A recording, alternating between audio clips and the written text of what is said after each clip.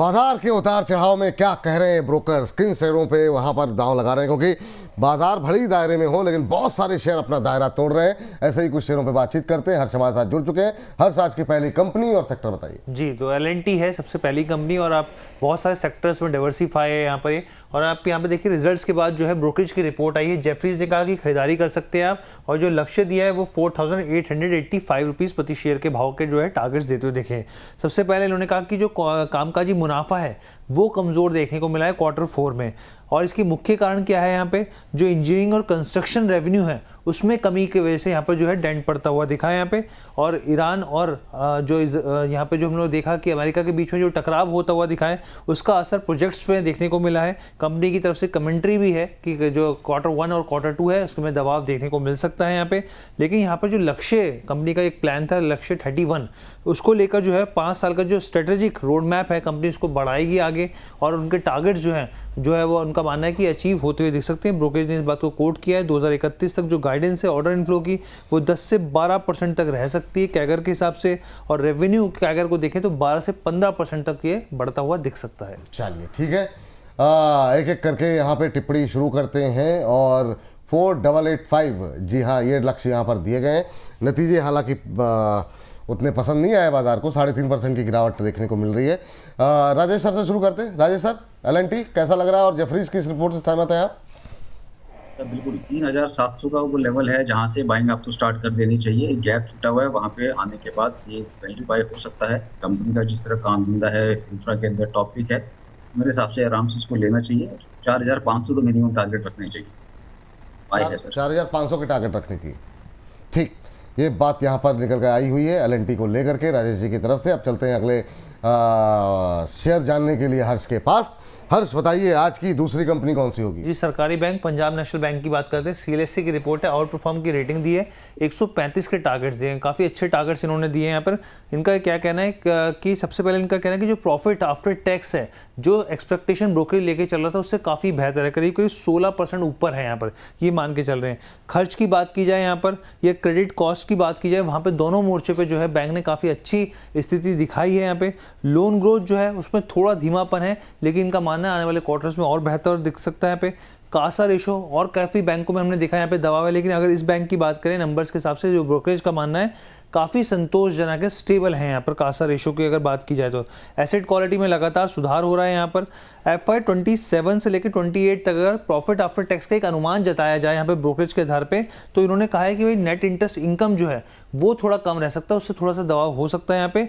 लेकिन loan to deposit ratio काफ़ी ज़्यादा बेहतर दिख रही है यहाँ पे, जिससे आगे जो है लोन ग्रोथ में काफ़ी विजिबिलिटी देखने को मिलेगी यहाँ पे। और जो क्रेडिट कॉस्ट है वो काफ़ी नियंत्रण है, स्लिपेज भी कम हुए, तो इससे फ़ायदा आगे दिखेगा। पंजाब नेशनल बैंक, हम लोगों ने आज चर्चा भी की, और काफ़ी जो है अच्छी तेज़ी आज पूरे PSU बैंक में देखने को मिल रही थी। हालांकि ऊपरी स्तरों से थोड़े से फिसले जरूर हैं, लेकिन अभी भी अच्छी मजबूती है। CLSA की रिपोर्ट पे क्या कहेंगी मैम, अंबाला मैम? 135 का टारगेट, आउट परफॉर्मेंस की rating. I agree with it. Stop loss 100 रुपए का मेंटेन करिए, और 109 पर चल रहा है, बाय करके जा सकते हैं। चलिए ठीक है, अब सहमत है यहाँ पर, तो ये टारगेट देखने को मिल सकते हैं। नज़र रखेंगे यहाँ पर जो है PNB के ऊपर। अगली कंपनी के लिए चलते हैं हर्ष के पास। हर्ष, अगली कंपनी किस सेक्टर से? जी, मैरिको की बात कर लेते हैं यहाँ पर। और यहाँ पर आप देखिए न्यूमरा की रिपोर्ट, खरीदारी की सलाह, 850 रुपये के इन्होंने यहाँ पर टारगेट्स दिए हैं। इनका जो है बेसिकली हम सब जानते हैं, इनका पैराशूट ब्रांड जो है उसको लेकर ब्रोकरेज ने कुछ पॉइंटर्स यहाँ पे बताए। उन्होंने कहा कि वॉल्यूम में धीरे धीरे सुधार देखने को मिल रहा है और आगे भी सुधार देखने को मिलेगा यहाँ पे। वाह, जो वैल्यू एडिड ऑयल है इनका, यहाँ पर जो हेयर ऑयल होता है उसमें एक मजबूत ग्रोथ जो है वो देखने को मिल रही है यहाँ पे। अगर आप यहाँ पे फूड्स और डिजिटल फर्स्ट की बात करें, एक और सेगमेंट है यहाँ पर, तो इसमें 20 से 25% की ग्रोथ जो है वो दिख सकती है। काफ़ी मजबूत कंटेंडर जो है वो यहाँ पर इनको दिख रहा है। इसके अलावा अगर आप इंटरनेशनल बिजनेस की बात करें, मिड टीन ग्रोथ की संभावना, मिड टीन का मतलब यहाँ पर ये हुआ कि 13 से 17% की ग्रोथ जो है वो देखने को मिल सकती है यहाँ पे। इसके अलावा FY 27 के हिसाब से सेल्स की बात कर लीजिए या फिर EBITDA की बात कर लीजिए, डबल डिजिट में नंबर्स आते हुए दिख सकते हैं। चलिए, तो ये बात है। अब इस सर देखिए जरा, मैरिको 2.5% तेज, नुमरा की रेटिंग 850 के टारगेट, हालांकि टारगेट के नज़दीकी है, लेकिन आपका व्यू क्या है मैरिको को लेकर के? सर, स्टॉक का अच्छा लग रहा है, लेकिन डेली चार्ट में अगर हम देखते हैं तो काफी एक्सट्रीमली ओवरबॉट है 828 रुपए में। एक करेक्शन, और इसने सबसे दूसरी बड़ी बात यह है कि इसने चैनल ब्रेकआउट भी दिया है जो 807 रुपए का था। अगर कोई डिप मिलता है 807 रुपए से 810 रुपए के आसपास, तो लंबे समय के लिए आप इसको लेके भी जा सकते हैं। 850 तो छोटा टारगेट हो जाएगा, मुझे लगता है 950 रुपए तक भी टेस्ट हो सकता है। अगर करीब करीब सितंबर तक अगर होल्ड कर सकते हैं तो 3 से 6 महीने के आसपास की अवधि का होल्डिंग पीरियड रहेगा। तो 810 रुपए के आसपास डिप मिले तो बाय करिए। 776 रुपए का स्टॉप लॉस होगा, 950 रुपए के टारगेट होंगे। इससे तो ऑब्वियसली सहमत हूं, लेकिन करंट मार्केट प्राइस में अग्रेसिव बाइंग अवॉइड करना चाहिए। ये बात यहाँ पर निकल करके आई है। चलिए, तो ये बात है यहाँ पर। और अगली कंपनी जो कि आज की आखिरी कंपनी होगी, हर्ष किस क्षेत्र से चुनी है आपने? जी, तो यहाँ पर देखिए आईटी है, आईटी कंपनी है बेसिकली।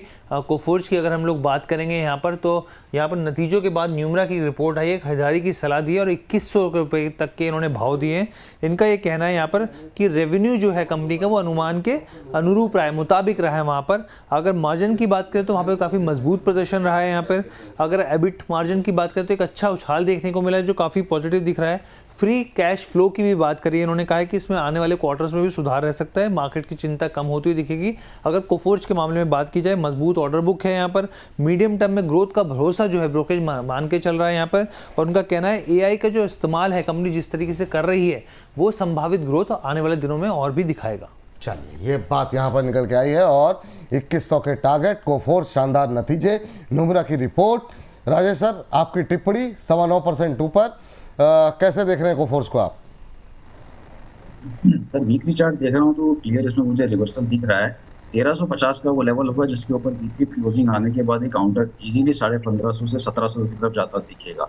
ये चार्ट पे रिवर्सल है, लोअर लेवल पे सेलिंग तो बनती नहीं है। नीचे में स्टॉप लॉस जरूर 1000 का रहेगा, जब तक 1000 के ऊपर किसी भी डिक्लाइन पर बाय है। और 1350 के ऊपर क्लोजिंग आने पर fresh breakout for the rally at least 200 to 300।